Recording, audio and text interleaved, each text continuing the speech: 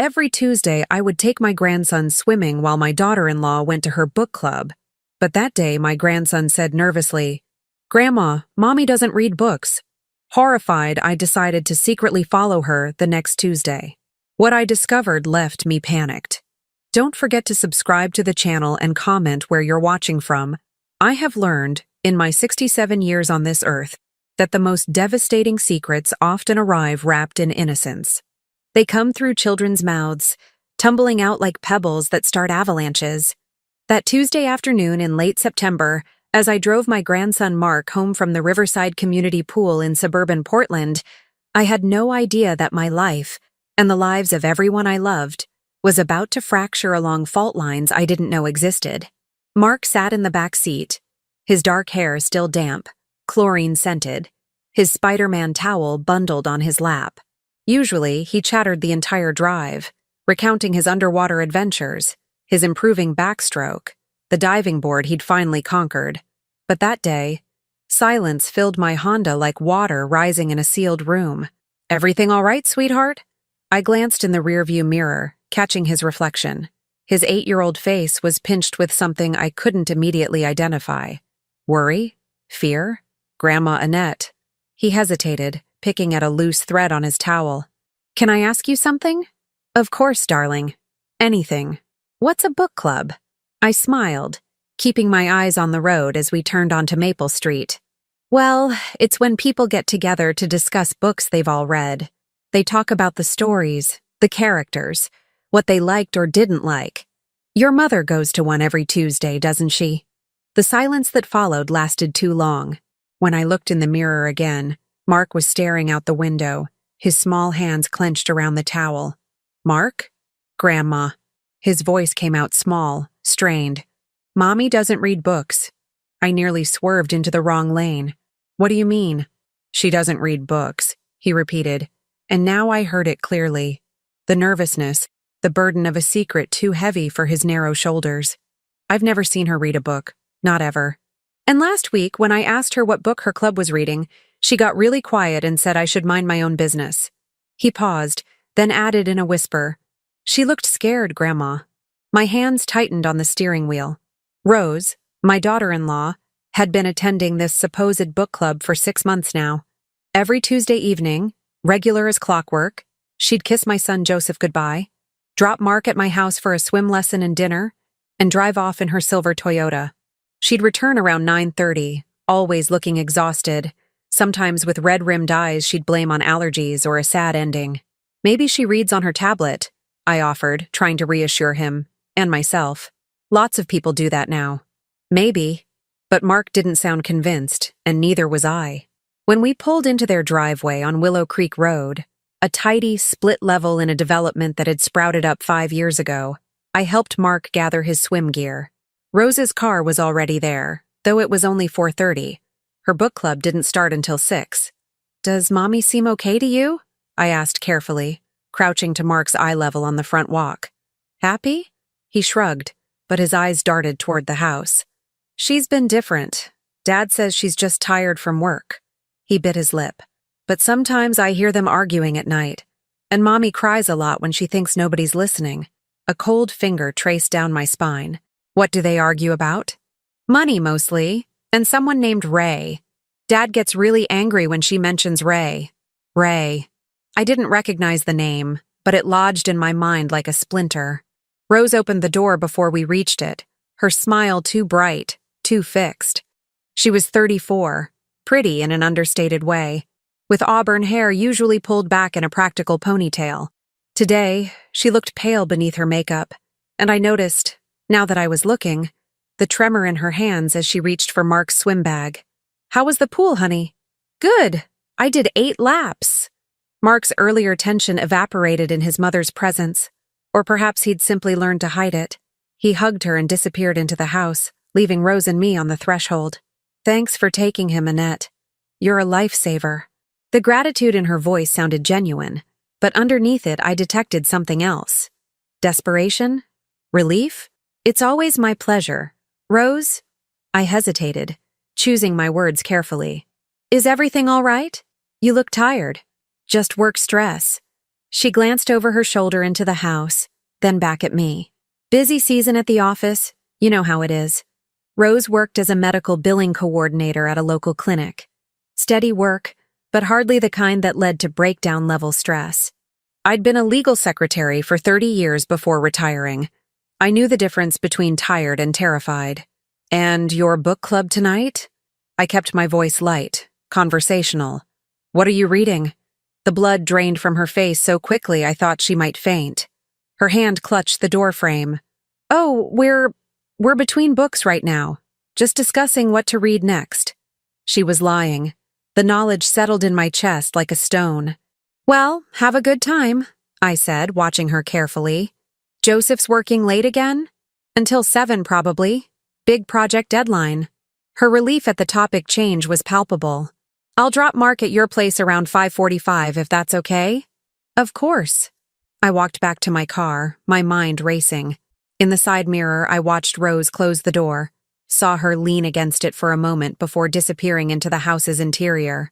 That evening, after Mark had eaten the spaghetti I'd prepared and was absorbed in a nature documentary, I sat at my kitchen table with a cup of chamomile tea growing cold in my hands. My husband Frank had died 3 years ago, and in the silence of my small ranch house, I'd learned to hear things I'd missed before, the whisper of intuition, the quiet alarm bells that age and experience had taught me to trust. Something was wrong, very wrong, and whatever Rose was doing on Tuesday evenings, it wasn't discussing literature with suburban housewives. I thought of Mark's worried face, his small voice saying, "Mommy doesn't read books." I thought of Rose's trembling hands, her pallor, those red-rimmed eyes, the mysterious Ray that Joseph argued with her about, the money problems. When Rose picked Mark up at 9:40 that evening, she looked worse than she had that afternoon. Her makeup had been reapplied hastily, but it couldn't hide the exhaustion etched in her features. Her hands shook as she helped Mark with his jacket. "Thank you, Annette," she said again, not meeting my eyes. "I don't know what we'd do without you." "Rose." I touched her arm gently, and she flinched. "If you ever need to talk about anything, I'm here. You know that, don't you?" For a moment, something cracked in her carefully maintained facade. Her eyes filled with tears, and she opened her mouth as if to speak. But then Mark called from the doorway, and the moment shattered. The mask slid back into place. "I know. Thank you. We should go."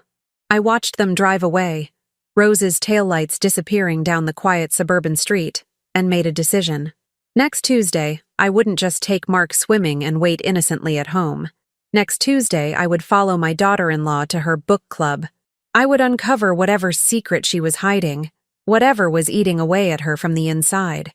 Because I'd seen this kind of fear before, in my years working at the law firm, in the faces of clients who'd gotten tangled in situations they couldn't escape. This wasn't just stress or exhaustion. This was the face of someone being hunted. I spent the rest of the week preparing, though I told myself I was overreacting. I found an old street atlas in Frank's study. I'd never trusted GPS for everything, and a small notebook where I could record observations. I felt ridiculous, like a child playing detective. But I couldn't shake the memory of Mark's anxious face, Rose's trembling hands.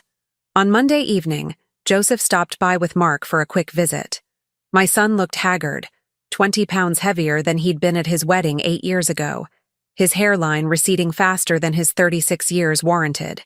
The software company where he worked as a project manager had been demanding lately, but this seemed like more than workplace stress.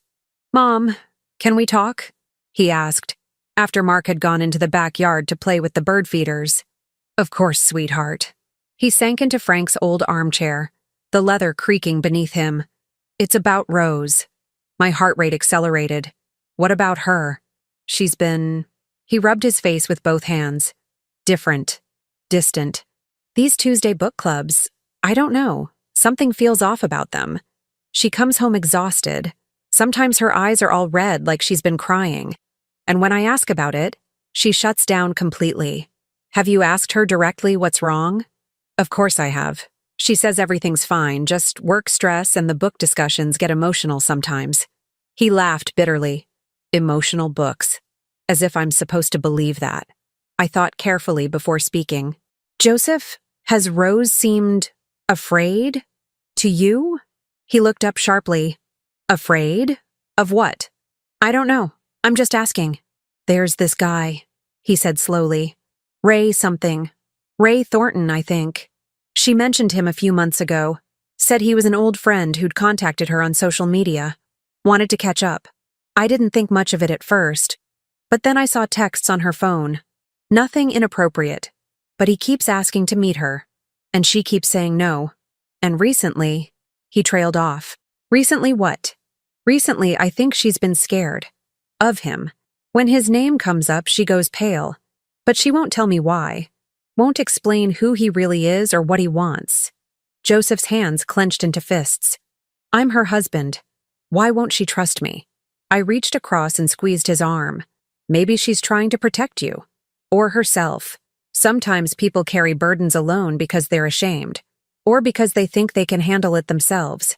Well, she can't handle it alone. Whatever it is, it's destroying her. Destroying us. He stood abruptly. I should go. Early meeting tomorrow. After they left, I stood at my kitchen window, watching darkness settle over the neighborhood. Ray Thornton. A name now, attached to Rose's fear.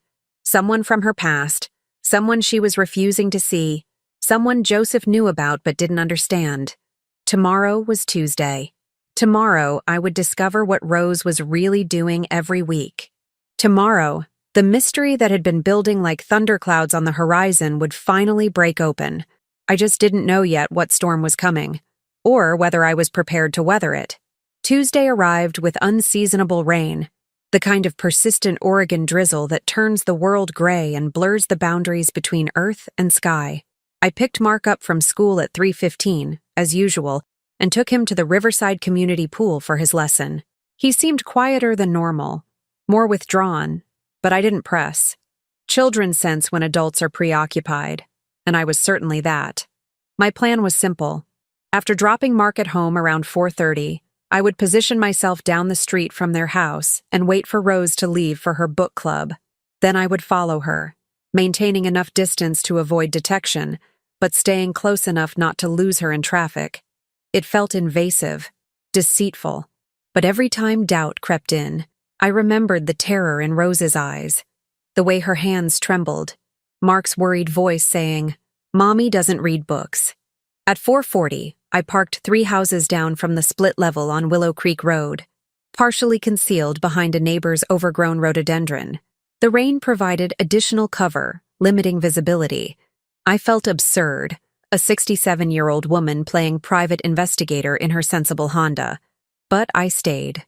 Rose's silver Toyota remained in the driveway. Through the rain-streaked windshield, I watched the house, checking my watch repeatedly. 5:15, 5:30, 5:45. The book club supposedly started at 6, and the drive to wherever she was going typically took her about 20 minutes based on her return times. At 5:50, the garage door opened and Rose's car backed out. Even from this distance, I could see her checking her mirrors obsessively, her movements jerky with anxiety. She turned right out of the development, heading toward the main highway. I waited until she'd turned the corner, then followed, my heart hammering against my ribs. The route Rose took surprised me. Instead of heading toward the trendy downtown area where book clubs might convene in coffee shops or libraries, she drove east, toward the older industrial section of Portland. The neighborhoods grew progressively rougher, the houses more dilapidated, the businesses more questionable. 20 minutes later, she pulled into the parking lot of a squat brick building on Henderson Street. A discreet sign near the entrance read, New Horizons Wellness Center.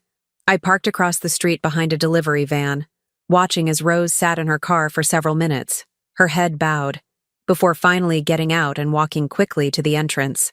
A wellness center. My mind raced through possibilities. Therapy? Medical treatment? But why the secrecy? Why the elaborate deception? I waited 15 minutes, then crossed the street and approached the building.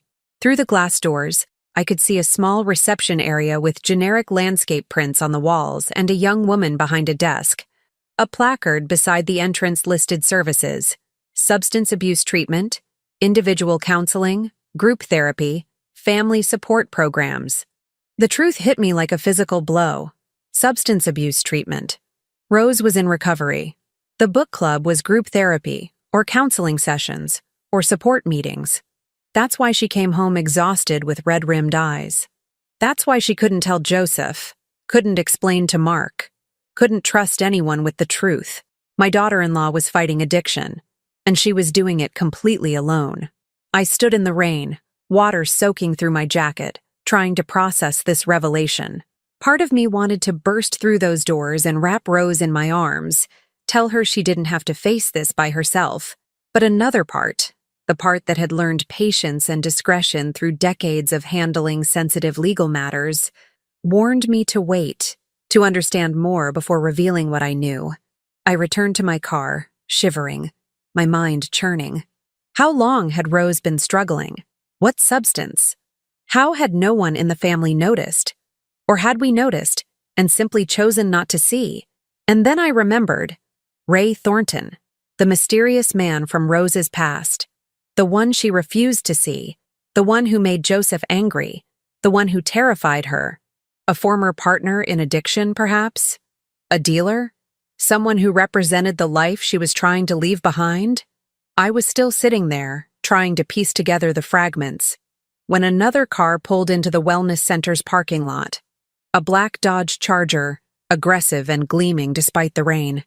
A man got out, tall, lean, probably in his late 30s, with dark hair slicked back and a leather jacket that looked expensive. He didn't go into the building. Instead, he leaned against his car, smoking a cigarette, his eyes fixed on the entrance. Waiting. My stomach clenched with instinctive alarm. Everything about his posture radiated menace, patience, predatory focus. He was watching for someone. And given that this was Rose's location, given everything I'd learned about Ray Thornton, I pulled out my phone and snapped several photos of the man and his car, zooming in on the license plate. Then I called Joseph. "Mom, is everything okay? Is Mark is fine, sweetie. He's at home. Joseph, I need you to listen to me carefully and not ask questions right now. Does Ray Thornton drive a black Dodge Charger?" Silence. Then, "How do you know about Ray's car? Does he?" "Yes." "Mom, what's going on? I think Rose might be in trouble. Real trouble. I can't explain right now, but I need you to trust me.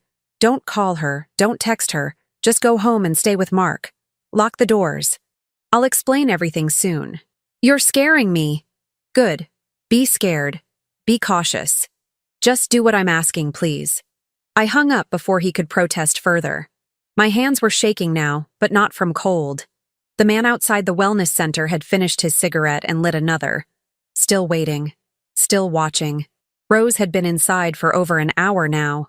At some point, she would come out. And when she did, Ray Thornton would be there. I couldn't let her face him alone. But what could I do?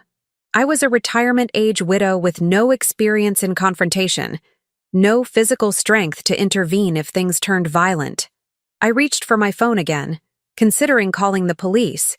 But what would I tell them? A man was parked outside a building, smoking? That wasn't a crime. At 7:30, the wellness center's door opened.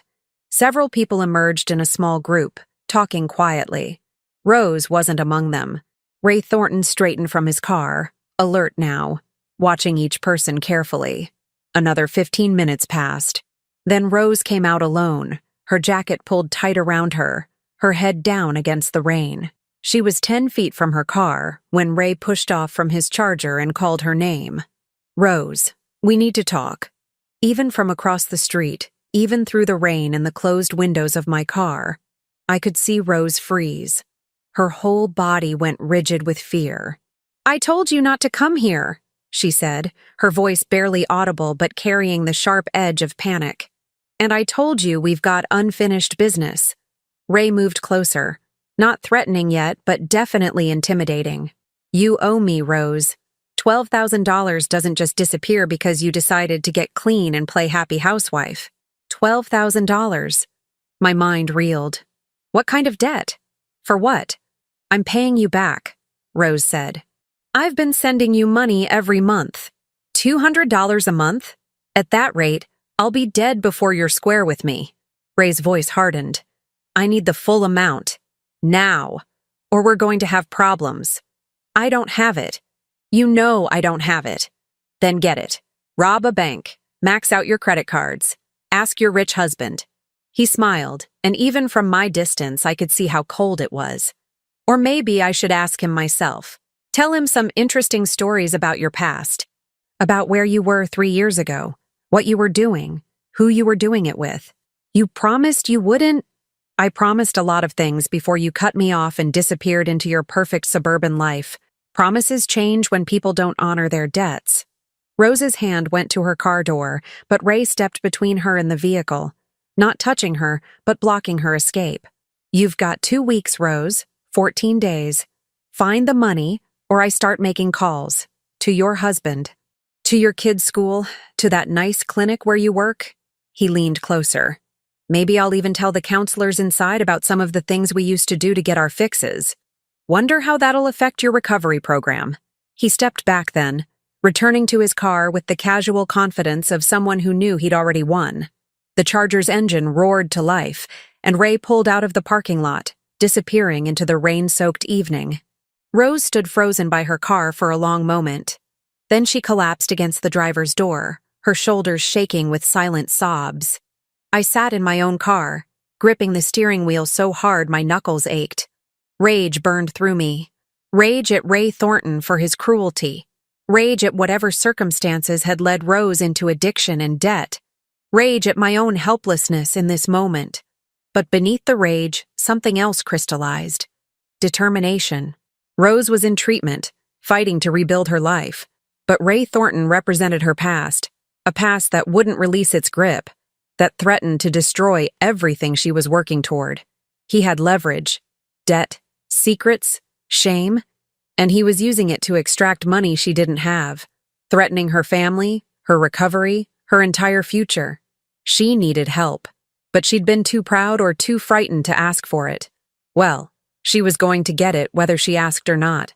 I waited until Rose had composed herself enough to drive away, heading home to Joseph and Mark and the fragile normalcy she was desperately trying to maintain.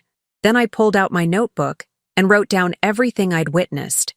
The wellness center's address, Ray Thornton's license plate number, the details of his threat, the amount of the debt, $12,000. The figure echoed in my mind.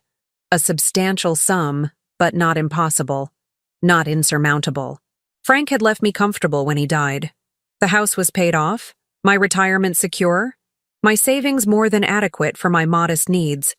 I could pay Rose's debt without significantly impacting my own financial stability. But simply paying Ray Thornton felt wrong. Men like him didn't stop at one payment. They'd see vulnerability and exploit it further, finding new debts, inventing new problems, bleeding Rose dry until there was nothing left. No, paying him wasn't the answer. I needed to understand more, the nature of the debt, the extent of Ray's hold over Rose, whether there were legal vulnerabilities he was exploiting.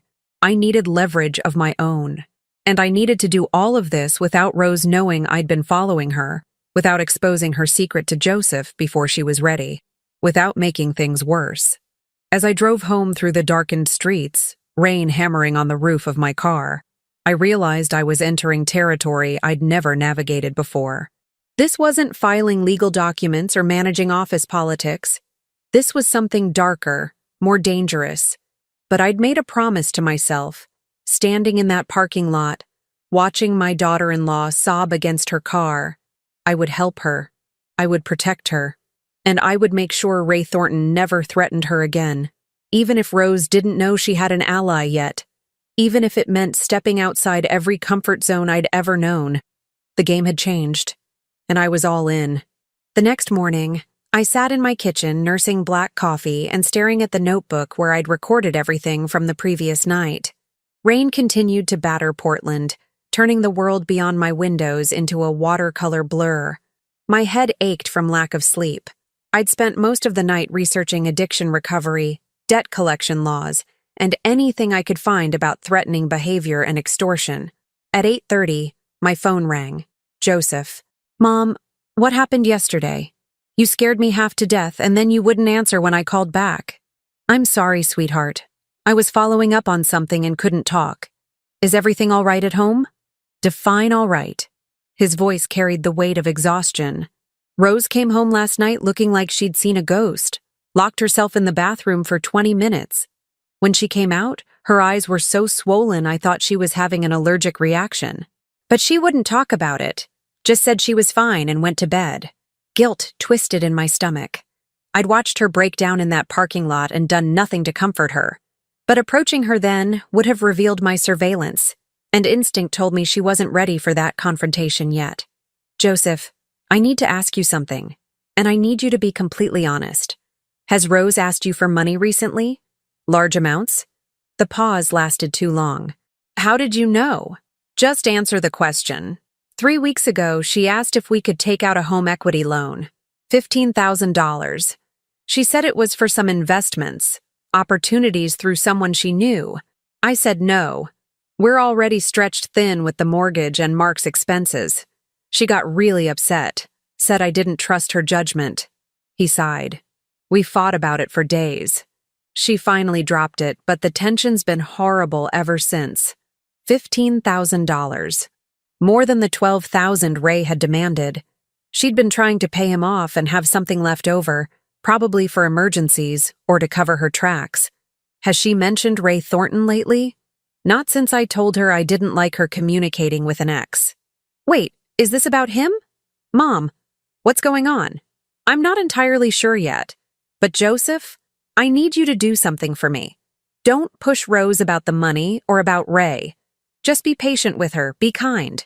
She's going through something difficult, and she needs your support even if she can't explain why. You know what's happening, don't you?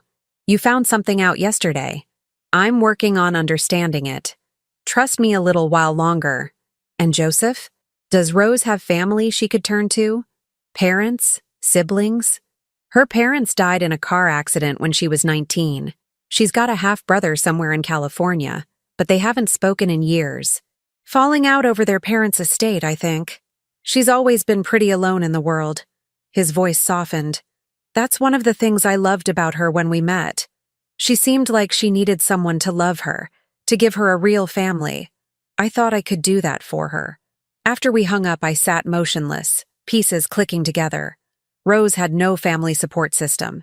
She'd been orphaned young, estranged from her only sibling. When she'd fallen into addiction, whenever and however that happened, she'd had no safety net. And when she'd accumulated debt to someone like Ray Thornton, she'd had nowhere to turn.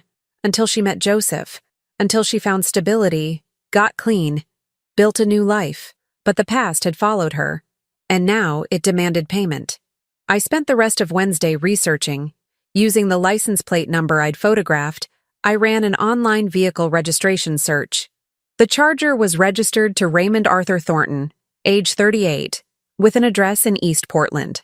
A more thorough internet search revealed a minor criminal record, possession charges from 5 years ago, a DUI, several traffic violations. Nothing violent, but enough to paint a picture of someone who lived on society's edges. I also called the New Horizons Wellness Center, pretending to inquire about their programs for a fictional niece. The receptionist was helpful, explaining they offered outpatient treatment for substance abuse, individual counseling, and peer support groups. Tuesday evenings, she said, were when they held their most popular group therapy sessions.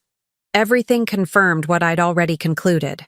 Rose was in recovery, probably had been for over a year based on how established her Tuesday routine seemed.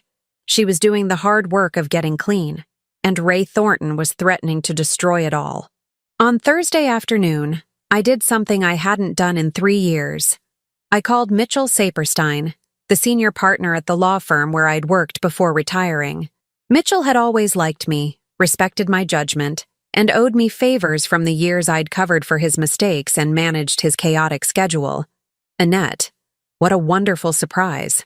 How are you managing? I'm well, Mitchell, but I need some legal advice. Confidential advice. His tone shifted, becoming more guarded. This isn't about the firm, is it? Because you know I can't. It's personal. Family matter. I'm trying to help someone who's being threatened by a former associate. There's money involved, demands, intimidation. I need to understand what constitutes extortion and what options might exist. Are we talking about criminal extortion? That's serious business, Annette. I think we might be. The person being threatened is in a vulnerable position. The man making threats is using past information as leverage, demanding money, threatening to destroy her life if she doesn't pay. Mitchell was quiet for a moment.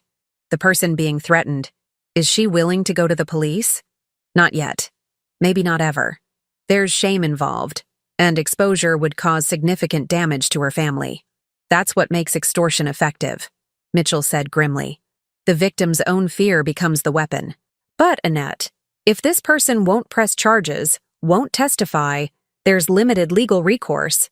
The police can't act without a complaint, and even with one, these cases are difficult to prove. What if I could document the threats, record them? Oregon is a one-party consent state for recording conversations, so that's legal as long as one person in the conversation knows about the recording. But you'd need clear, unambiguous threats, and you'd still need the victim to cooperate eventually. He paused. Annette, this sounds dangerous. Whatever you're planning, please be careful. Men who extort money aren't typically reasonable people. After hanging up, I sat with Mitchell's warning echoing in my mind. He was right. This was dangerous. But doing nothing while Rose was systematically destroyed seemed more dangerous still. That evening, I drove past Ray Thornton's address. The apartment complex was exactly what I'd expected. Sagging balconies, weedy landscaping, cars in various states of disrepair filling the parking lot. Ray's Charger sat in spot 2B, gleaming incongruously among the rust and primer. I didn't stop, just drove slowly past, observing, gathering information. A plan was forming in my mind, risky and probably foolish, but I couldn't see another path forward.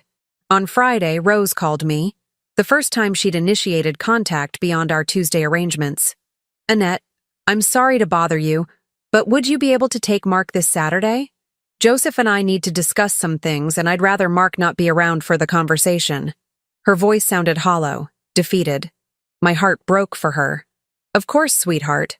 What time? Could you pick him up around 10? I'll get him after dinner, probably 6 or 7. Saturday morning arrived cold and clear, the rain finally gone. I collected Mark, who seemed relieved to escape whatever tension was filling his house. We spent the day at the Science Museum, then returned to my place for homemade pizza. But the whole time, my mind churned with worry about what was happening between Joseph and Rose. At 6:30, my phone rang. Joseph, not Rose. Mom, can you keep Mark tonight? Rose and I, we had a really bad fight. She left.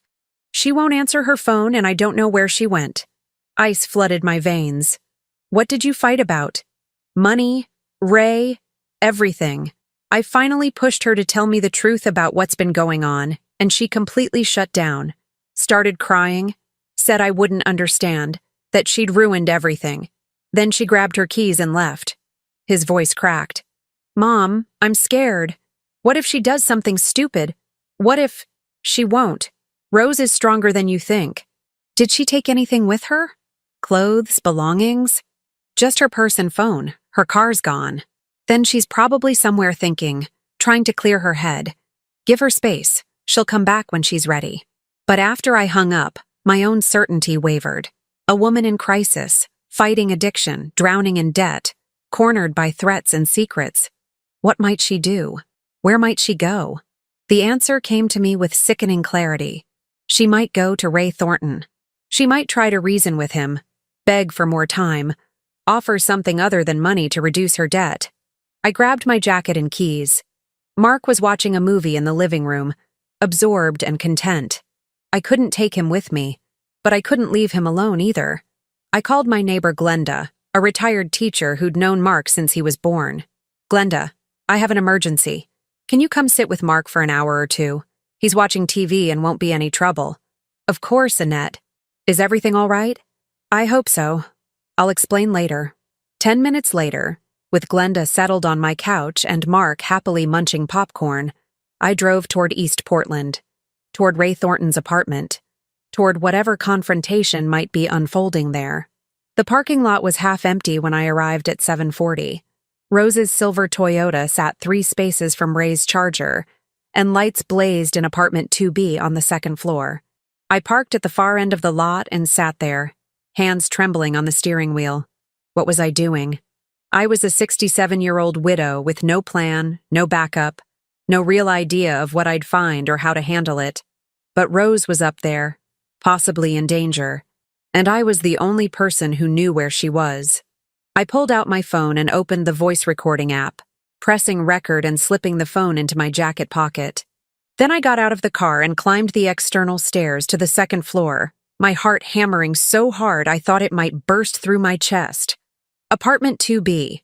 I could hear voices inside, Rose's high and strained, Ray's low and menacing. I pressed my ear to the door. "Told you I don't have it. Why won't you listen to me?" "Because I'm tired of listening. I'm tired of waiting. I'm tired of you pretending you're some clean suburban princess when I remember exactly what you used to be. That's not who I am anymore." "Then prove it. Give me my money or I start making calls tomorrow. Your husband, your work, your kids' school, everyone's going to know who Rose really is." I knocked on the door. Hard. The voices inside stopped abruptly. Footsteps approached, and the door swung open to reveal Ray Thornton. Up close, he was harder looking than I'd thought, with cold eyes and a cruel set to his mouth. "Who are you?" "I'm Annette Larson," I said, keeping my voice steady despite the fear coursing through me. "Rose's mother-in-law. And you and I need to have a conversation about the threats you've been making against my family." Ray Thornton stared at me for 3 long seconds, his expression cycling through surprise, confusion, and finally settling on cold amusement. Behind him, I could see Rose frozen in the middle of a shabby living room, her face drained of all color. "Annette, how did you—" Rose's voice came out strangled, panicked. "Mother-in-law," Ray said slowly, stepping aside with exaggerated courtesy. "Well, this is interesting. Please come in. Join our little family reunion." Every instinct screamed at me to run, but I stepped across the threshold into an apartment that reeked of cigarette smoke and something chemical I couldn't identify. The furniture was minimal and cheap: a sagging couch, a scratched coffee table covered with beer bottles and overflowing ashtrays, a television mounted on the wall playing a muted action movie. "Annette, you need to leave," Rose said, moving toward me. Her eyes were red and swollen. Mascara tracked down her cheeks. "This doesn't concern you. Everything that affects my family concerns me." I looked directly at Ray, "Especially when someone is threatening and extorting one of my own." Ray laughed, closing the door behind me with a soft click that sounded ominously final. "Extorting? That's a serious accusation, Mrs. Larson. Rose here borrowed money from me, $12,000 to be exact. I'm simply asking her to repay what she owes. That's called collecting a debt, not extortion. Is that what you call threatening to expose her past to her husband and employer? Threatening to contact her son's school?" I kept my voice level, professional, the tone I'd perfected over 30 years of dealing with difficult attorneys and hostile witnesses. Because in legal terms, that's textbook extortion, using threats to obtain money or property from someone. "You recording this conversation, old lady?" Ray's eyes narrowed, and he moved closer to me. "Because if you are, that's illegal without my permission. Actually, Oregon is a one-party consent state. I can record any conversation I'm part of without your knowledge or permission." I didn't tell him whether I was recording or not. Let him wonder. Rose sank onto the couch, her head in her hands. "Stop, both of you. Just stop. Annette, why are you here? How did you even know where to find me?" "I followed you Tuesday night to the wellness center." The confession hung in the air between us. "I saw Ray waiting for you in the parking lot. I heard him threaten you." Rose's face crumpled. You know everything. I know you're in recovery. I know you're fighting incredibly hard to build a better life. And I know this man is trying to destroy all of that." I turned back to Ray. "What I don't know is the nature of this alleged debt." $12,000 for what, exactly?" "That's between Rose and me," Ray said, but something flickered in his eyes. Uncertainty. "Was it a legitimate loan? Do you have documentation? A signed agreement?" Payment schedule? I pressed harder, channeling every ounce of legal knowledge I'd absorbed over the years. Or was this money for something else? Something that might not stand up to legal scrutiny? Ray's jaw tightened. Careful, Mrs. Larson. You're in my home, making accusations. Annette, please. Rose stood, wiping her eyes. Her voice dropped to barely above a whisper. The money was for substances. When I was using, Ray was my boyfriend then, and my dealer. I owed him for months of everything. When I got clean, when I left that life, I promised I'd pay him back. I've been trying, but it's not enough. It's never enough. The admission seemed to drain the last of her strength. She swayed slightly, catching herself on the arm of the couch. So there's no legitimate debt, I said, my eyes never leaving Ray's face. There's an illegal transaction that you're now trying to leverage into extortion payments. Do you understand how much trouble you could be in? How many laws you've broken? And do you understand, Ray said softly, dangerously, how much trouble Rose could be in? She wasn't just a user, Mrs. Larson. She helped me move product. She introduced clients. She was my partner in every sense of the word. He smiled at Rose with false fondness. Weren't you, baby? Rose made a small, wounded sound. I felt rage bubble up inside me, hot and fierce. That was years ago, Rose whispered. I was sick. I was addicted. I've been clean for a long time now. I'm a different person. The courts might not see it that way, Ray said, especially if I were to provide detailed testimony about your activities. Names, dates, amounts. I kept very good records, Rose. You know I did. The threat was clear. He had evidence that could potentially lead to criminal charges against Rose, even years later. My legal knowledge was insufficient to know whether such charges would stick, whether statutes of limitations had expired, whether a recovering addict's testimony from their dealer would hold any weight. But the fear on Rose's face told me she believed it was possible. How much to make all of this go away? I asked abruptly. The debt, the threats, the supposed records. Name your price. Mom, no! Rose started, but I held up my hand. Ray studied me with new interest. You'd pay her debt? Just like that? I asked you to name your price. He considered, running his tongue over his teeth. 25,000. 15 for the original debt plus interest, and 10 for my trouble and my silence. Annette, absolutely not, Rose said firmly. I won't let you— $25,000 in exchange for what specifically? I continued as if Rose hadn't spoken. You disappear from her life? You destroy whatever records you claim to have? You never contact her or her family again? That's right. Complete severance. She pays, I disappear, everyone moves on with their lives. And if she can't pay? Or if I can't pay? What then? Ray's smile turned predatory. Then things get complicated. Maybe I remember some additional details about Rose's past. Maybe I share those details with the right people, police, prosecutors, maybe even CPS, because I'm sure they'd be interested to know about a mother with Rose's history. Rose gasped. You wouldn't. Mark is innocent in all of this, which is exactly why you'll find a way to pay. Ray's voice hardened. You've got 1 week, Rose, 7 days, $25,000 cash, or I start making calls, and misses.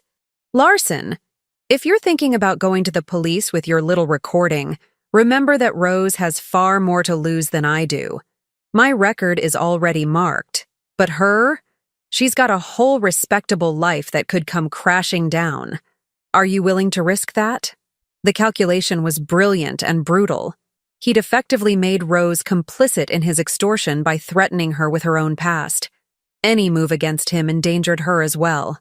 Get out, Ray said. Both of you. You've got 7 days. Don't waste them.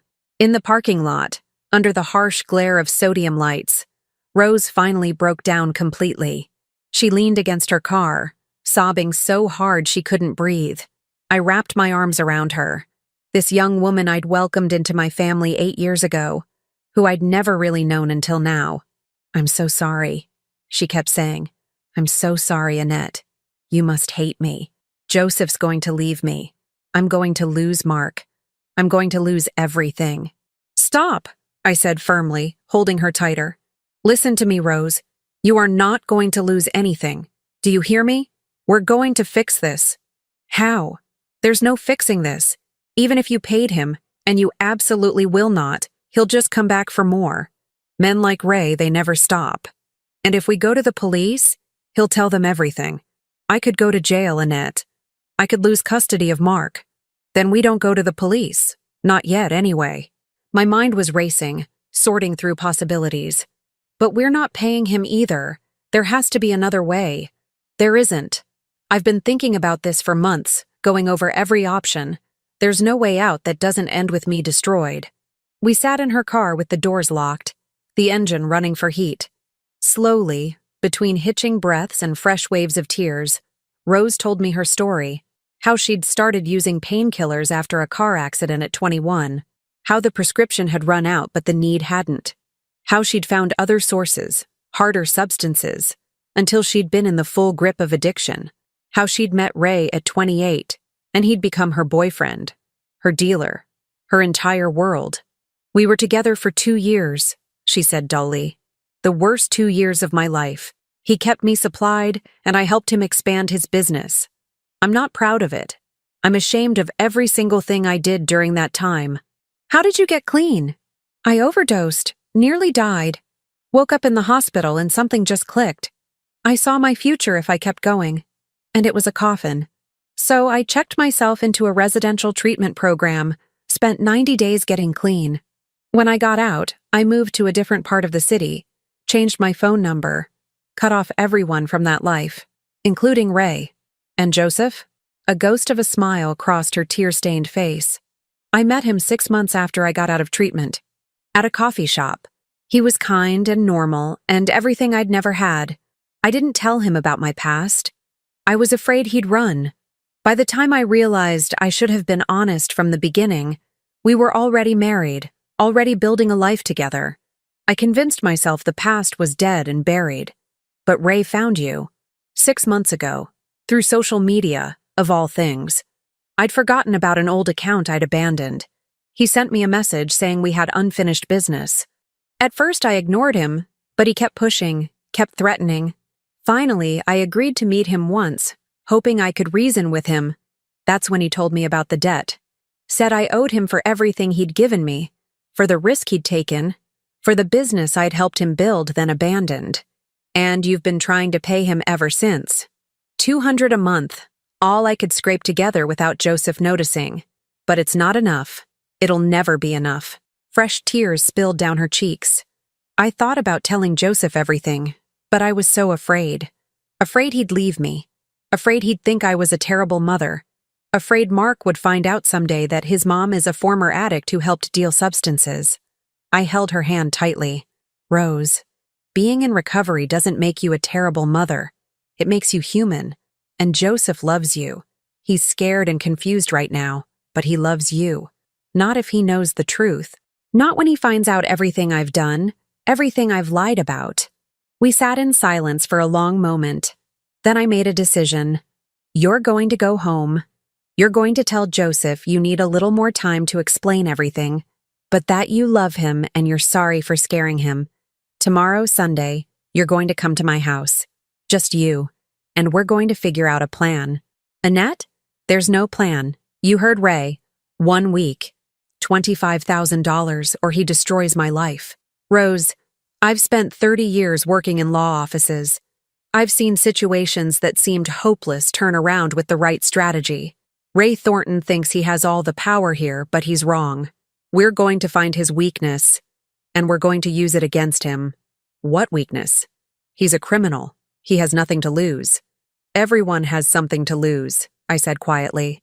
We just have to figure out what Ray's something is. Rose looked at me with desperate hope warring with disbelief. Why are you doing this? Why are you helping me? Because you're family. Because you're fighting incredibly hard to be better, and you deserve support, not threats. And because I paused, thinking of Mark, of Joseph, of the life Rose had built from the ashes of her worst moments. Because I believe in second chances. I believe people can change. And I'll be darned if I let a parasite like Ray Thornton destroy someone who's worked so hard to rebuild herself. As I drove home that night, Rose's grateful but doubtful expression haunting my mind, I knew I'd made promises I had no idea how to keep. I didn't have a plan. I didn't have leverage. I had 7 days to somehow neutralize a threat I barely understood. But I had something Ray Thornton didn't expect: the determination of a woman who'd spent her entire life solving problems, protecting her family, and refusing to accept defeat. The question was whether that would be enough. Sunday morning dawned clear and cold, frost glittering on the grass like scattered diamonds. I'd been awake since 4, my kitchen table covered with notes, legal pads filled with scribbled strategies, and my laptop open to multiple tabs researching everything from Oregon extortion laws to addiction recovery rights. Rose arrived at 10, as agreed. She looked hollow, like someone who'd given up hope, but was going through the motions anyway. I made us coffee and sat her down at the table. Before we begin, I need you to answer some questions honestly, no matter how difficult or embarrassing. She nodded, wrapping her hands around the warm mug. Does Ray actually have documentation of your involvement in his business? Written records, photographs, anything concrete? Rose thought carefully. He used to keep a ledger. Old school, handwritten. He didn't trust digital records.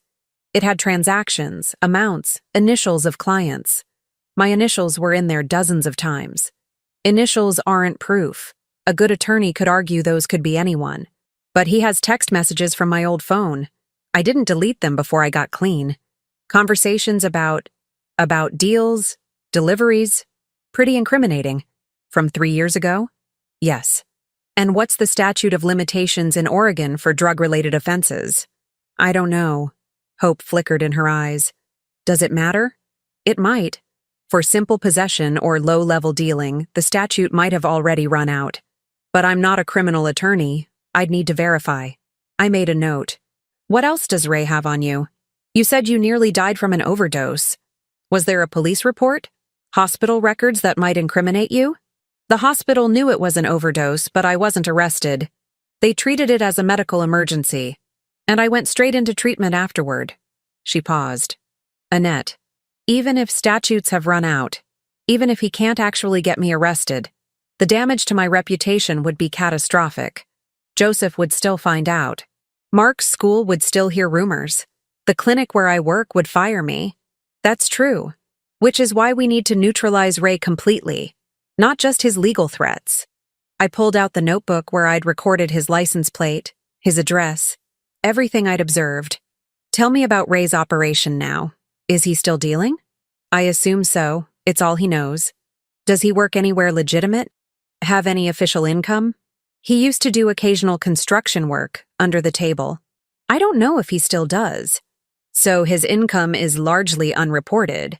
He's almost certainly not paying taxes on his real earnings. I made another note. What about the people he works with? Does he have partners? A supplier? He used to have a supplier, someone higher up the chain. I never met them, but Ray was always nervous about keeping them happy. Missing payments or messing up deals meant serious consequences. This was interesting. How serious? Ray once came home with 2 broken fingers because a shipment went missing on his watch. He was terrified of these people. I sat back, pieces beginning to align in my mind.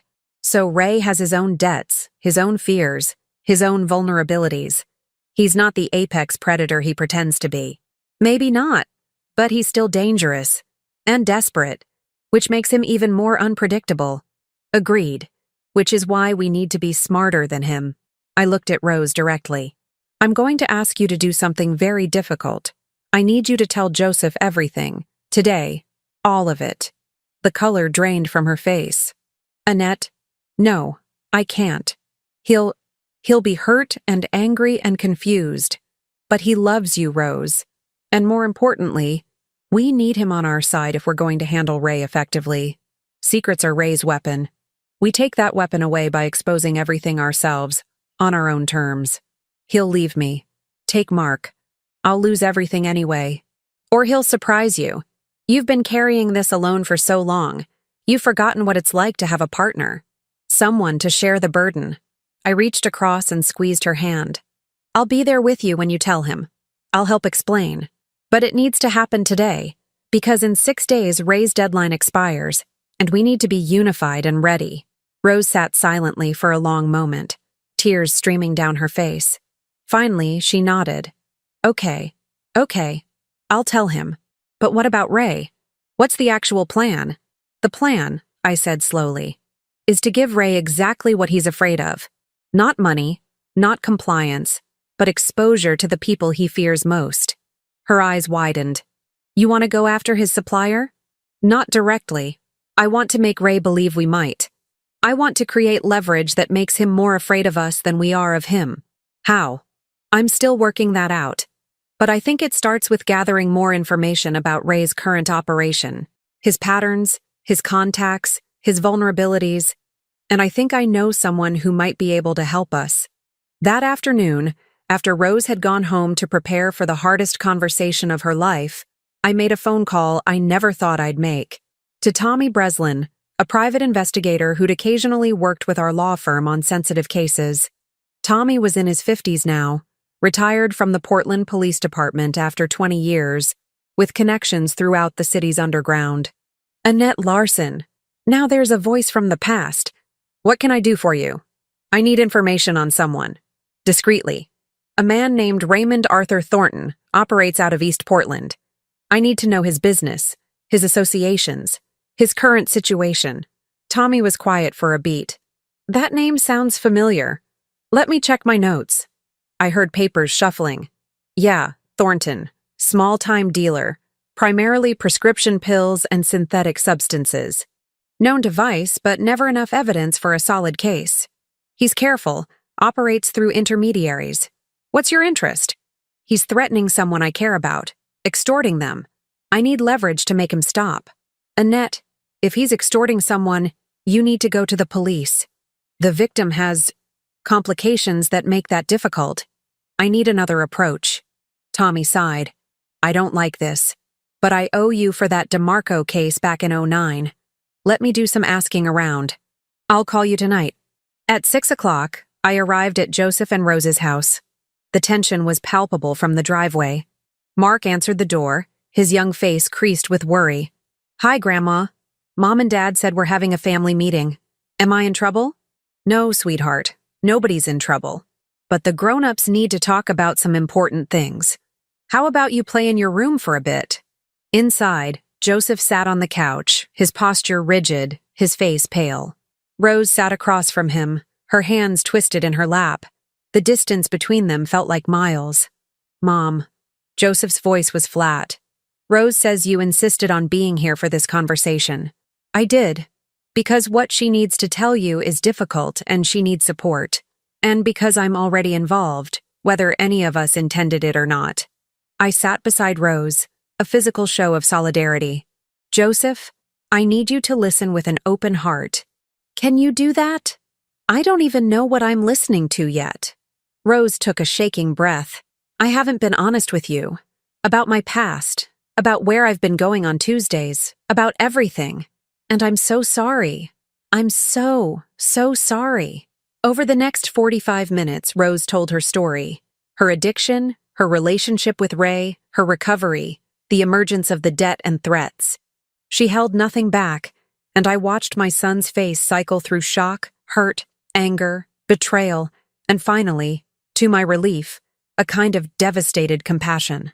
When she finished, silence filled the room like smoke. Why didn't you tell me? Joseph's voice cracked. Before we got married, when we were dating, any time in the last 8 years. Why didn't you trust me with this? I was ashamed. I was afraid. I thought if you knew the truth, you'd see me differently. You'd stop loving me. I'm your husband. You're supposed to trust me with the hard stuff, the ugly stuff. That's what marriage means. He stood, pacing. And now there's this guy threatening you, threatening our family, and you were just going to handle it alone? Or pay him off somehow? What was the plan, Rose? There was no plan. I was drowning, and I didn't know how to ask for help. Joseph turned to me. And you? You've known about this for how long? Since Tuesday night. I followed Rose to the wellness center. I saw Ray threaten her in the parking lot. I kept my voice steady. I inserted myself into this situation because I could see Rose was in crisis and needed help, whether she wanted it or not. So everyone's been lying to me. My wife, my mother. No one's been lying to you, I said firmly. Rose has been protecting you from pain she thought she had to handle alone, and I've been trying to help her find a way forward that doesn't destroy this family. Now we're all here, together, and we need to decide how to handle Ray Thornton before his deadline expires. Joseph sank back onto the couch, his head in his hands. This is insane. This can't be real. Rose moved to sit beside him, tentatively touching his arm. He didn't pull away. Joseph, I understand if you want me to leave, if you want a divorce, if you want to fight for full custody. I understand. But please, please, don't let Ray destroy you and Mark because of my mistakes. Whatever happens between us, we need to stop him first. I don't want a divorce, Joseph said quietly. I'm angry and hurt, and I feel like I don't even know you, but I don't want a divorce. He looked up at her, his eyes wet. I want my wife to trust me. I want to help. I want to fix this together. Rose broke down, and Joseph pulled her into his arms. They held each other, crying, while I quietly stepped into the kitchen to give them privacy. My phone buzzed. Tommy Breslin. Annette, I've got information. Some of it's not good. Tell me. Thornton's operating under serious pressure. His supplier is a guy named Viktor Kozlov, Russian organized crime connection. Thornton owes Kozlov approximately $30,000 for a shipment that got seized by police 6 months ago. Kozlov's been patient, but his patience is running out. Word is, Thornton has until the end of the month to pay, or things get ugly. End of the month. 2 weeks from now. So Ray's trying to collect from Rose to pay his own debt. Looks that way. And Annette? Kozlov's not the kind of guy you want anywhere near your family. If Thornton's desperate enough to do something stupid, if he tries to involve your daughter-in-law in some scheme to raise money quickly, I understand. What else? Thornton's being watched. Not just by Kozlov's people, but by the police. There's a task force building a case against several dealers in East Portland, and Thornton's on their radar. They're waiting for him to make a mistake big enough to warrant arrest. Currently, he's small-time enough that they're using him to try to get to Kozlov. This was the leverage I needed. Ray wasn't operating from strength. He was cornered, desperate, making increasingly risky moves. And those moves could be used against him. Tommy, I need you to do something for me. It might be ethically questionable. Those are my favorite kinds of assignments. What do you need? I explained my plan. It was risky, potentially dangerous, and relied on precise timing and Ray's own paranoia. But it was the only path I could see that didn't end with Rose destroyed, or my family paying a blackmailer who'd never stop demanding more. That's either brilliant or insane, Tommy said when I finished. Possibly both. Can you help? I can make some calls, set things in motion. But Annette, if this goes wrong, I know. But doing nothing guarantees it goes wrong. At least this way, we're taking control. When I returned to the living room, Joseph and Rose were sitting close together, her head on his shoulder, his arm around her. They both looked exhausted, but unified. We're going to fight this, Joseph said. Together, all of us. What do we need to do?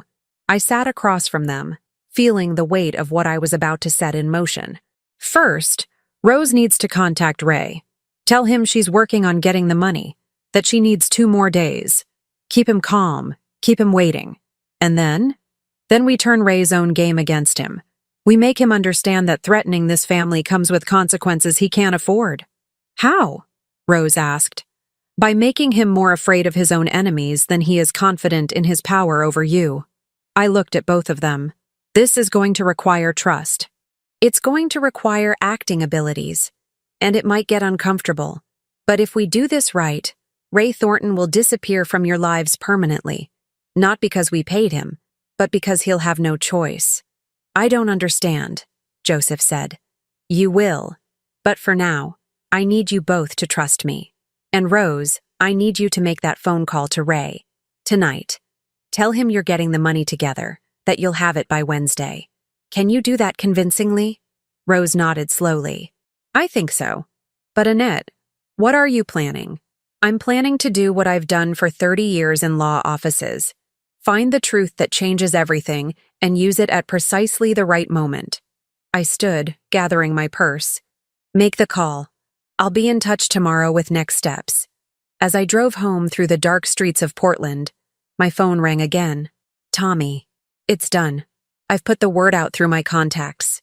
Kozlov's people will hear within 24 hours that Thornton's been talking to federal agents, that he's considering cutting a deal to reduce his own exposure. Will Kozlov believe it? He's paranoid enough that he'll at least investigate. And the investigation itself will put pressure on Thornton. Make him sweat. Tommy paused. But Annette, Kozlov's not going to just talk to Thornton. He's going to test him, pressure him, maybe worse. Are you prepared for that?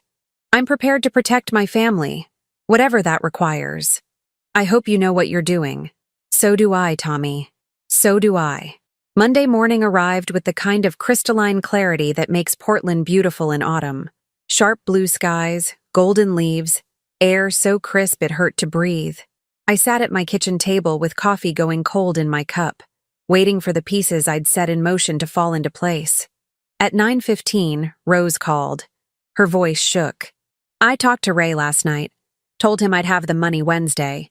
He didn't believe me at first, kept pushing, but I stayed firm. Said my mother-in-law was helping me, that we were liquidating some investments. How did he react? Suspicious, but also, I don't know, distracted? Like his mind was somewhere else. He said Wednesday at 7, same place as before, his apartment. Cash only. She paused. Annette, I'm terrified. What if this doesn't work? What if we're just making things worse? Trust me a little longer. Is Joseph with you? He took the day off work. We've been up all night talking. About everything. About my addiction, my recovery, our marriage. It's been... Her voice caught. It's been the most honest conversation we've had in years. Maybe ever. That's good, Rose. Whatever happens with Ray, you and Joseph being unified is what matters most. After we hung up, I spent the morning making careful preparations. I called Mitchell Saperstein again, asking more detailed questions about extortion law, about what constituted coercion versus legitimate debt collection, about how recovered addicts were treated in Oregon courts if their past came to light. The picture he painted was complex but ultimately hopeful. Rose's statute of limitations for most potential charges had indeed expired, and her documented recovery would work heavily in her favor for anything that remained. At 2 o'clock, Tommy Breslin called. It's working. Kozlov's people approached Thornton last night. Rough conversation from what I hear. Thornton's spooked, denying everything, but the seed of suspicion is planted. Kozlov's given him 72 hours to prove his loyalty and come up with the $30,000 he owes. Otherwise, Thornton's going to have bigger problems than collecting from your daughter-in-law. Tommy's voice turned serious. Annette, I've also been talking to my former colleagues in Vice. They're very interested in Thornton right now, especially if there's evidence of extortion. If you wanted to bring them in? Not yet. Let's see how Wednesday plays out first. You're playing a dangerous game. I'm playing the only game I know how to play, the long game, the patient game. That evening, Joseph and Rose came to my house for dinner. Mark came too, blissfully unaware of the drama swirling around him, chattering about a science project on volcanoes. I'd made pot roast, Frank's favorite, and for a few hours we pretended to be a normal family sharing a normal meal. After Mark had been settled in my guest room for the night, we'd told him it was a fun sleepover at Grandma's, the three of us sat in my living room and I explained the full plan. Ray thinks he has all the power, I began. He thinks he's threatening a desperate addict with no options and a comfortable widow with more money than sense. What he doesn't know is that his own world is crumbling around him. His supplier thinks he's an informant. The police are building a case against him. He's cornered, desperate, and about to make a critical mistake. What mistake? Joseph asked. Tomorrow, Rose is going to call Ray and tell him she can't get the full amount, that she could only raise $15,000. She's going to sound panicked, apologetic, begging for mercy. Rose's face paled. He'll go ballistic.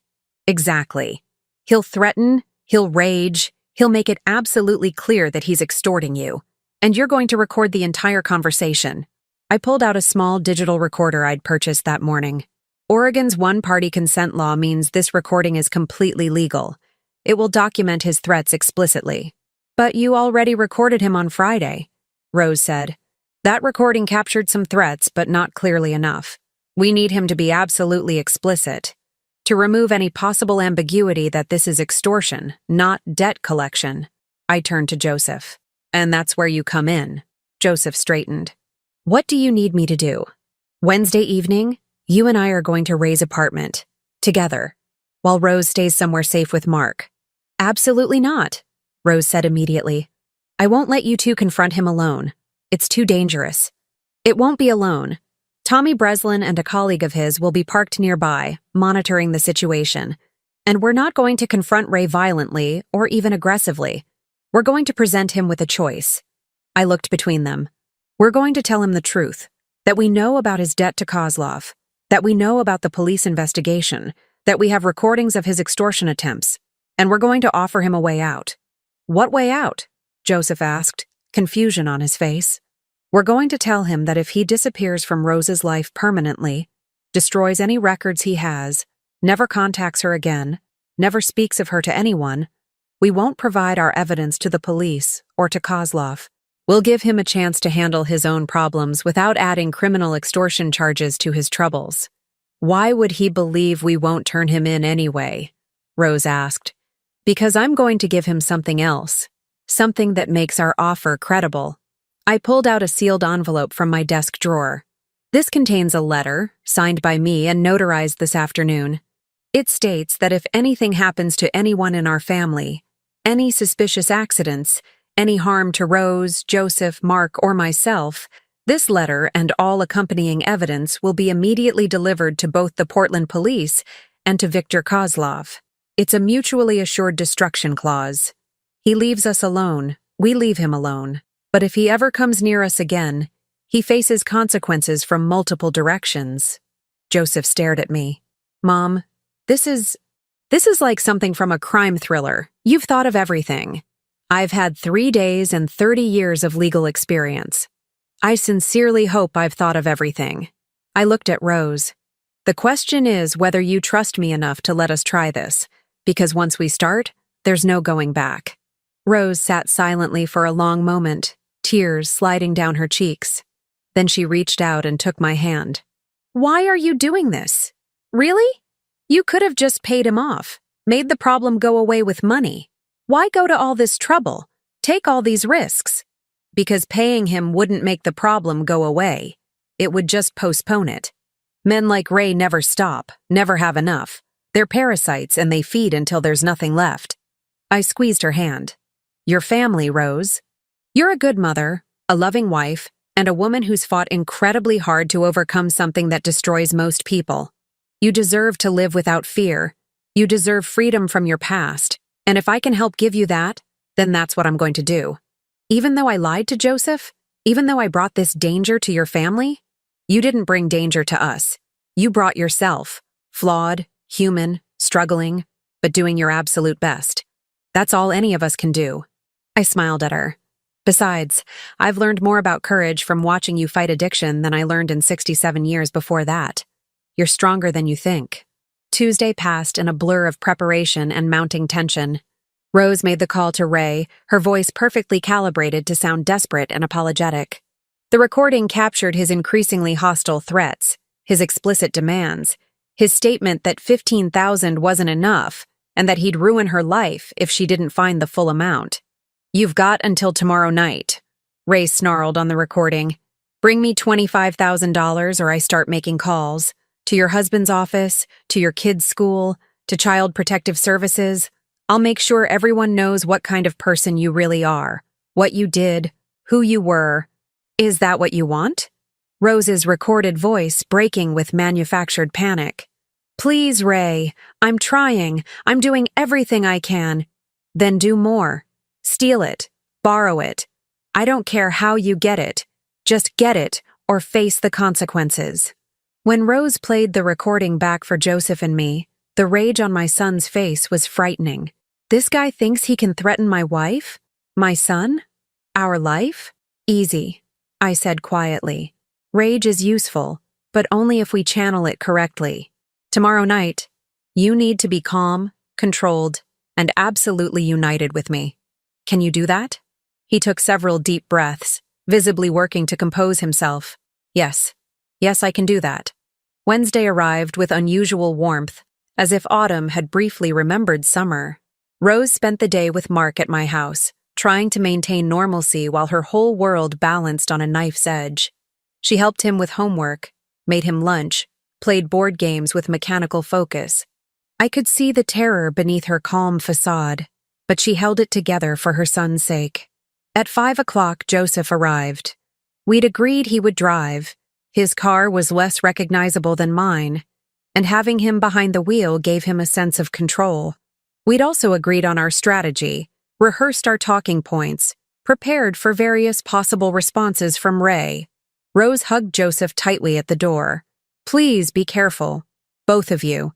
If anything feels wrong, if he seems violent, just leave. Promise me. We'll be fine, Joseph said with more confidence than I felt. This ends tonight. Tommy Breslin was already parked down the street from Ray's apartment complex when we arrived at 6:45.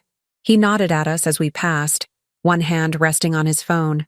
His colleague, a broad-shouldered man I'd met briefly that morning, sat in the passenger seat, also watching. Ray's Charger was in its usual spot. Lights glowed in apartment 2B. Ready? I asked Joseph. No. But let's do this anyway. The stairs to the second floor seemed steeper than they had on Friday. Or perhaps I was simply more aware of what we were walking into. Joseph knocked firmly on the door of apartment 2B. Ray opened it, surprise flickering across his face when he saw Joseph standing there with me. Well, the whole family shows up. Where's Rose? Where's my money? Rose is not coming, I said calmly. May we come in? We need to discuss your situation. My situation? Ray laughed harshly. You mean Rose's situation? The fact that she owes me $25,000 and has approximately 15 minutes to produce it? Actually, I mean your situation, with Victor Kozlov, and with the Portland Police Department's Vice Task Force. That situation. Ray's face went still, all amusement draining away. I don't know what you're talking about. May we come in? I repeated. I think you'll want this conversation to be private. After a long, tense moment, Ray stepped back. Joseph and I entered the apartment. It looked even worse than it had on Friday. More beer bottles, overflowing ashtrays, and now a distinct smell of fear sweat and desperation. Talk fast, Ray said. You've got 5 minutes. I pulled the digital recorder from my purse and set it on the coffee table. This contains recordings of you explicitly threatening to destroy Rose's life unless she pays you $25,000. Textbook extortion, with your voice clearly identifiable. We also have documentation of your unreported income, your current dealing operation, and your debt to Victor Kozlov. Ray's jaw clenched. So what? You going to the cops? Because if you do, I take Rose down with me. I've got evidence of her involvement from 3 years ago. Evidence that's past the statute of limitations for most charges, I interrupted. And even if some charges could theoretically be filed, Rose's documented recovery, and the fact that she was a victim of addiction, would make any prosecutor extremely reluctant to pursue a case. Her being threatened by her former dealer and boyfriend? That creates a very sympathetic narrative. You're bluffing. I'm really not. I spent 30 years in law offices. I know exactly how these situations play out. I leaned forward slightly. But here's the thing, Ray. We're not going to the police. Not if you do exactly what we ask. Suspicion narrowed Ray's eyes. What do you want? Joseph spoke for the first time, his voice hard and controlled. We want you out of Rose's life. Permanently. Completely. You destroy whatever records you have of her. You delete her contact information. You never speak her name to anyone ever again. You forget she exists. And in exchange? Ray asked. In exchange, we don't provide this evidence to the police, I said. More importantly, we don't provide certain information to Victor Kozlov. Ray went pale. What information? Information about where you've been, who you've been talking to. What you've been saying. You see, there are rumors going around that you've been cooperating with federal agents, that you're planning to turn informant to save yourself from prosecution. Now, we know those rumors aren't true. We know we started them. I let that sink in. But Kozlov doesn't know that. And in his world, rumor and suspicion are enough to create serious problems. You did this? Ray's voice was barely a whisper. You made Kozlov think. We created pressure. Strategic pressure designed to remind you that you're not as powerful as you think, that you have your own vulnerabilities, your own threats to worry about. I pulled out the sealed envelope. This letter, which has been notarized and copies of which are in 3 separate secure locations, states that if anything happens to anyone in our family, anything at all evidence about your extortion and your business will be delivered immediately to both the police and to Kozlov. It's insurance against revenge. Ray stared at the envelope like it was a snake. You have a choice, Joseph said. Walk away from Rose, destroy any records you have of her, and focus on solving your own problems. We'll leave you alone. We won't help you with Kozlov, but we won't make things worse either. Or refuse, keep threatening my wife, and face consequences from multiple directions at once. Police investigation, Kozlov's suspicion, and my personal determination to destroy you however I legally can. This is blackmail, Ray said weakly. No, this is consequence, I corrected. You chose to threaten and extort someone in recovery. You chose to put your financial problems on the shoulders of a woman trying to build a better life. You chose to terrorize my family. These are simply the natural results of your choices. The silence that followed felt like a held breath. Ray looked between Joseph and me, and I could see the calculation in his eyes. He was weighing options, measuring threats, trying to find an angle. Finally, he moved to a closet and pulled out a battered shoebox. Inside was a ledger, the one Rose had mentioned, and a handful of old photos. This is everything. Her name's in the ledger maybe 40 times. The photos are from back when we were together. He carried the box to the kitchen, and with Joseph and me watching, fed the papers and photos into the sink and lit them with a cigarette lighter. We watched them burn until they were ash. The text messages? I asked. Ray pulled out an old phone, scrolled through, and deleted a conversation thread. Then he reset the phone to factory settings in front of us. Social media? He opened his laptop and blocked Rose on every platform, deleted old messages, removed tags. The process took 10 minutes, and I documented every step with my phone's camera. When it was done, Ray looked at us with a mixture of hatred and resignation. We're done here. Get out. One more thing, I said. You need to understand this clearly. Rose is off limits forever. You don't contact her. You don't ask about her. If you happen to see her somewhere in public, you walk the other direction. If someone mentions her name, you change the subject. She is dead to you, completely and permanently. Because if you violate this agreement, if you come near her or her family ever again, that letter gets delivered, and your life becomes exponentially more difficult than it already is. Are we absolutely clear? Crystal, Ray said through gritted teeth. Good. I picked up my recorder and envelope. One last thing. I genuinely hope you find a way to turn your life around, to get clean, to build something legitimate. But that's your journey. You're not taking Rose on it. Her journey is her own, and it doesn't include you. Joseph and I left the apartment and descended the stairs. My legs felt shaky, adrenaline draining away now that the confrontation was over. Tommy Breslin's car was still parked down the street, and he gave us a thumbs up as we passed. In Joseph's car, sitting in the parking lot, my son turned to me with wonder in his eyes. Did that actually work? It worked because Ray's in a weak position, and he knows it.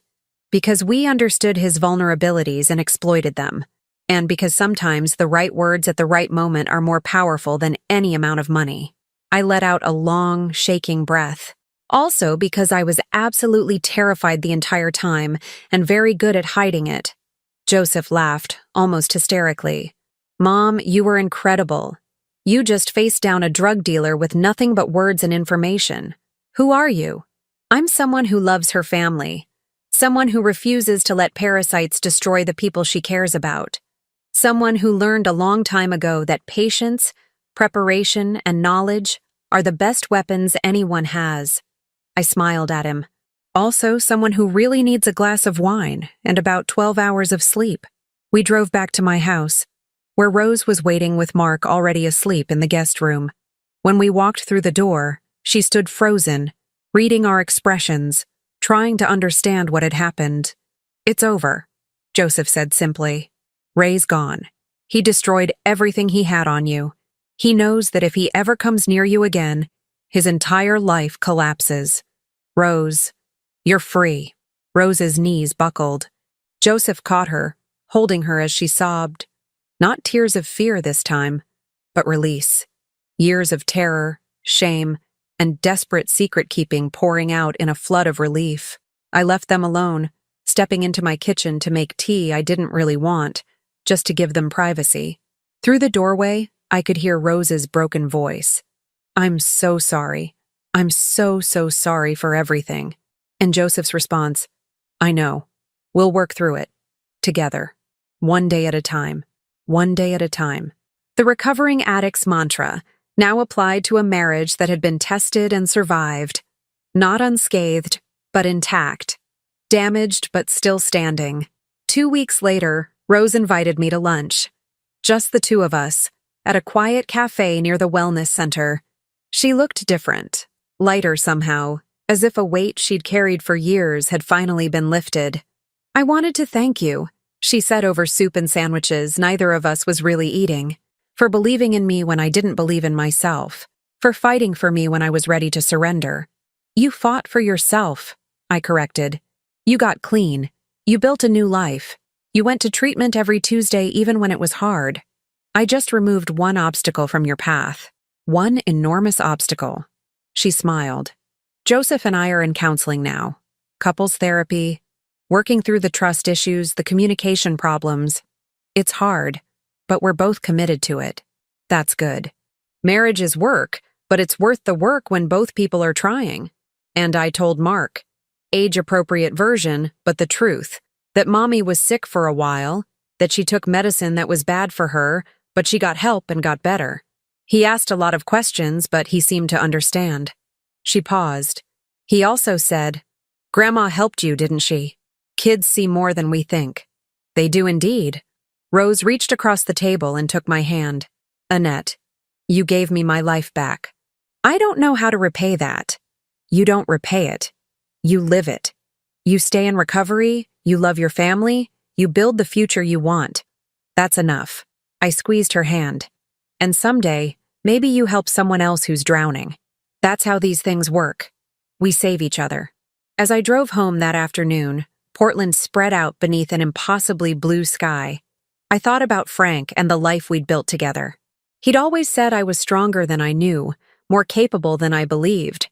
I'd dismissed it as a husband's bias, loving exaggeration, but maybe he'd been right. Maybe we spend our lives accumulating strength we don't recognize until we need it. Patience learned through decades of work. Wisdom earned through experience and loss. The quiet confidence of someone who's solved countless problems and knows that most challenges are just puzzles waiting for the right approach. I thought of Rose, fighting addiction with courage most people would never understand. Of Joseph, loving his wife through the revelation of painful truths. Of Mark, growing up in a family that had been tested and emerged stronger. And I thought of Ray Thornton, still out there, still dealing with his own demons and debts. I didn't wish him harm, but I didn't feel guilty either. Sometimes protecting the innocent requires confronting the dangerous. Sometimes love means being willing to step into darkness so others can stay in the light. My phone buzzed with a text from Rose. "Tuesday group therapy tonight. First time I don't have to lie about where I'm going. Thank you doesn't even begin to cover it." I smiled and typed back, "Proud of you. See you Friday for dinner? Wouldn't miss it.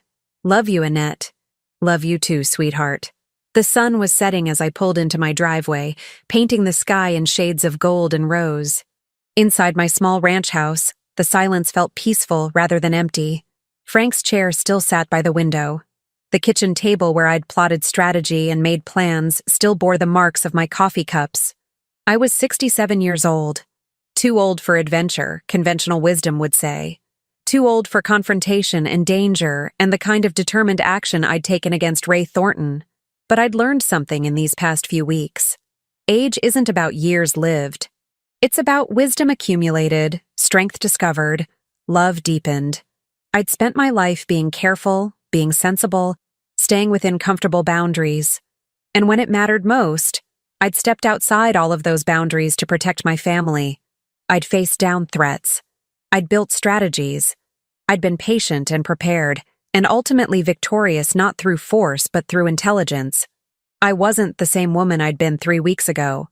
I was someone who knew her own capabilities, who'd tested herself and not been found wanting. The house that had seemed so empty after Frank's death now felt full again, full of purpose, full of proof that one person, armed with determination and love, could change outcomes, could save people, could matter. In the gathering darkness, I made myself dinner, poured a glass of wine, and sat in Frank's chair by the window. Tomorrow, Mark had a swimming lesson. Friday, I was hosting dinner for Joseph, Rose, and Mark. Saturday, Glenda and I were going to a matinee. Life continuing, family healing. The ordinary made extraordinary by the knowledge that we'd faced darkness and emerged into light. And somewhere in the city, a young woman was walking into a wellness center for her weekly group therapy. No longer afraid, no longer alone, no longer hunted. That was legacy enough for anyone. That was victory in its truest form. Now tell me, what would you have done if you were in my place? Let me know in the comments. Thank you for watching, and don't forget to check out the video on your screen right now. I'm sure it will surprise you.